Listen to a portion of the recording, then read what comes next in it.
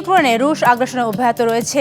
বিশেষ করে দেশের পূর্ব ও দক্ষিণ অঞ্চলের ফ্রন্ট লাইনে চলছে তীব্র লড়াই। সাম্প্রতিক সময়ে পরিস্থিতি আরও উত্তপ্ত হয়ে উঠেছে উত্তর পূর্বাঞ্চলীয় খার্কিভ অঞ্চলে। এই পরিস্থিতিতে যেখানে বসবাসরত নাগরিকদের নিরাপত্তার কথা বিবেচনা করে অঞ্চলটি থেকে অবিলম্বে সরিয়ে নেওয়ার নির্দেশ দিয়েছে জেলেনস্কির প্রশাসন।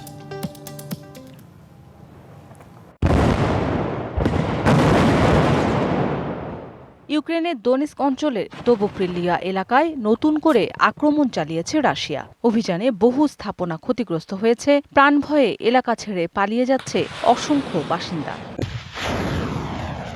এদিকে উত্তর পূর্বাঞ্চলের সুমি অঞ্চলের সীমান্ত এলাকায় অনুপ্রবেশ ঠেকাতে রুশ বাহিনীর সঙ্গে ইউক্রেনীয় সেনাদের মধ্যে তীব্র সংঘর্ষ হয়েছে। পাল্টা প্রতিরোধে সক্ষম হয়েছে কিয়েভ বাহিনী। খার্কিভ অঞ্চলেও ইউক্রেনীয় বাহিনী কিছু এলাকা পুনরুদ্ধার করেছে বলে জানিয়েছে স্থানীয় সামরিক কর্তৃপক্ষ। অঞ্চলটির নিয়ন্ত্রণ পুনর্দখলের লক্ষ্যে সাম্প্রতিক অভিযানে উল্লেখযোগ্য অগ্রগতি অর্জিত হয়েছে।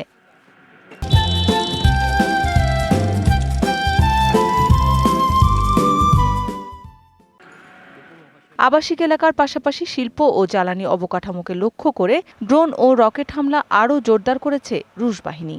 মঙ্গলবার রাতভর চালানো ড্রোন হামলায় মধ্য ইউক্রেনের দিনিপ্রোপেট্রোভস্ক অঞ্চলের বেশ কয়েকটি এলাকা বিদ্যুৎ বিচ্ছিন্ন হয়ে পড়ে।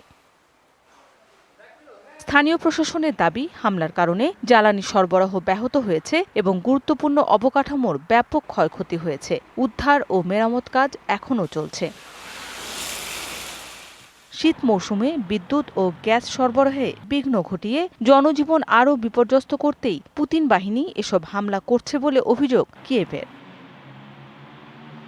এদিকে রুশ পাসপোর্ট রাখার অভিযোগে ওডেসা শহরের মেয়র হেন্নাদি ক্রুগানোভের নাগরিকত্ব বাতিল করেছেন প্রেসিডেন্ট ভলোদিমির জেলেনস্কি। এর ফলে তাকে দেশ থেকে নির্বাসিত করা হতে পারে।